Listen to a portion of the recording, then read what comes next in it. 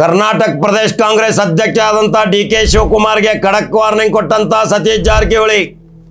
ಯಾಕೆ ಸತೀಶ್ ಜಾರಕಿಹೊಳಿ ಖಡಕ್ ವಾರ್ನಿಂಗ್ ಕೊಟ್ಟರ್ರಿ?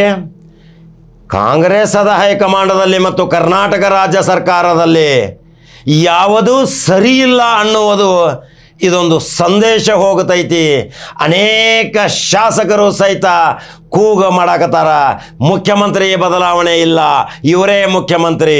ಆದರೆ ಮತ್ತೊಬ್ಬರು ಹೇಳ್ತಾರ ಅವರು ಮುಖ್ಯಮಂತ್ರಿ ಬದಲಾವಣೆ ಆಗಬೇಕು. ಆದರೆ ಮುಖ್ಯಮಂತ್ರಿ ಬದಲಾವಣೆ ಕರ್ನಾಟಕ ರಾಜ್ಯದಲ್ಲಿ ಆಗಬೇಕಾದ್ರೆ ಸತೀಶ್ ಜಾರಕಿಹೊಳಿ ಮನಸ್ಸು ಪಡಬೇಕು, MB ಪಾಟೀಲ್ ಮನಸ್ಸು ಪಡಬೇಕು. ಇಲ್ಲದಿದ್ದರೆ ಮುಖ್ಯಮಂತ್ರಿ ಬದಲಾವಣೆ ಆಗಲಿಕ್ಕೆ ಸಾಧ್ಯವಿಲ್ಲ. ಯಾವಾಗಲೂ ಮುಖ್ಯಮಂತ್ರಿ ಸ್ಥಾನ ಕರ್ನಾಟಕದಲ್ಲಿ ಶಾಸಕರಿಂದ ಆರಿಸಿ ಬಂದಂಥ ಸಿದ್ದರಾಮಯ್ಯ ಹೈಕಮಾಂಡದಿಂದ ಹೇರಲ್ಪಟ್ಟ ಅಭ್ಯರ್ಥಿ ಅಲ್ಲ. ಶಾಸಕರ ಸಭೆಯಲ್ಲಿ ಗುಪ್ತ ಮತದಾನ ಮಾಡಿದರೂ ಸಹಿತ 136ರಲ್ಲಿ 126 ಸಿದ್ದರಾಮಯ್ಯನ ಪರವಾಗಿ ಹೋಟ ಹಾಕುತ್ತಾರ. ಸಿದ್ದರಾಮಯ್ಯನ ಮುಂದುವರಿಸಬೇಕು.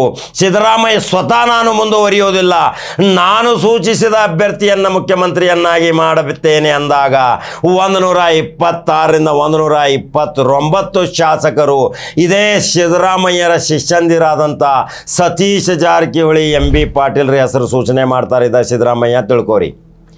ಆದರೆ ಈಗಾಗಲೇ ಇಲ್ಲಿ DK ಶಿವಕುಮಾರ್ ಪ್ರತಿಯೊಂದರಲ್ಲಿ ಹಸ್ತಕ್ಷೇಪ ಮಾಡಕತ್ತಾರ.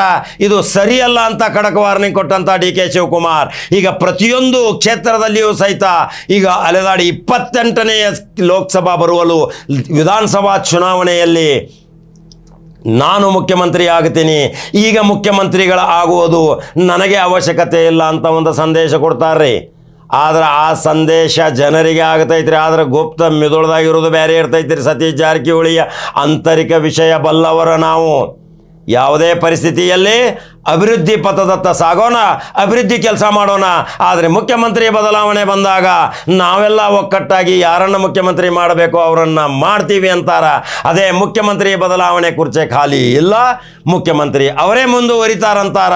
ಆದರೆ ಅಲ್ಲಿ ಶಾಸಕರು ಸಹಿತ ಮುಖ್ಯಮಂತ್ರಿ ಬದಲಾವಣೆ ಆಗಬೇಕು, ಒಬ್ಬ ಶಕ್ತಿಯುತವಾದ ಆಡಳಿತ ಕೊಡುವಂಥ ಮುಖ್ಯಮಂತ್ರಿ ಬೇಕು ಅಂದಾಗ ಇದೇ ಸಿದ್ದರಾಮಯ್ಯ ಇಬ್ಬರ ಹೆಸರು ಸೂಚನೆ ಮಾಡ್ತಾರ.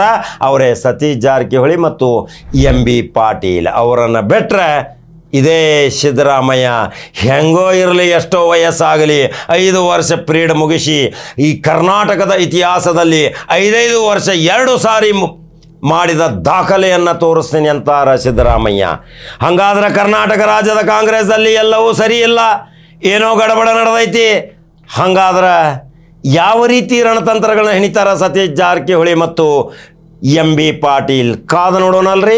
ಕರ್ನಾಟಕದಲ್ಲಿ ಬದಲಾವಣೆ ಬೇಕು, ಏನು ಸಿದ್ದರಾಮಯ್ಯ ಮುಂದುವರಿಬೇಕು? ನಿಮ್ಮ ಅನಿಸಿಕೆಗಳನ್ನ ನನಗೆ ಹಾಕಿರಿ. ಮತ್ತೊಂದು ಖಡಕ ಜವಾರಿ ಸುದ್ದಿಯೊಂಗ ಬರ್ತೀನಿ. ಯೂಟ್ಯೂಬ್ದಾಗ ಬಟನ್ ಹೊಡೀರಿ, ಫೇಸ್ಬುಕ್ ಫಾಲೋ ಮಾಡಿರಿ, ಅನಿಸಿಕೆಗಳನ್ನ ತಿಳಿಸ್ರಿ. ಮತ್ತೊಂದು ಸುದ್ದಿಯೊಂಗ ಬರ್ತೀನಿ. ನಮಸ್ಕಾರ.